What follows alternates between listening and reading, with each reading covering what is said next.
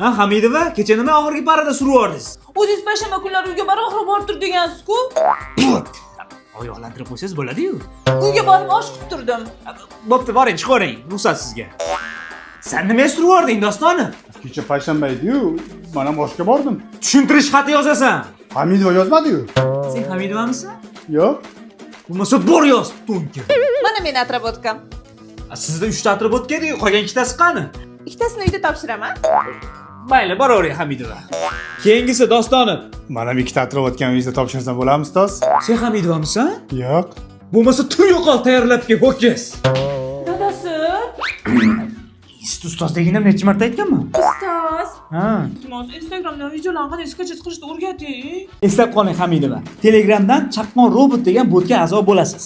Instagramdagi, TikTokdagi, YouTube Shortsdagi, Snapchatdagi, Facebookdagi xohlagan videongizni silkasini olib, shunda botga tashlasangiz, tezda yuqori kashfida sizga sketchat qilib beradi.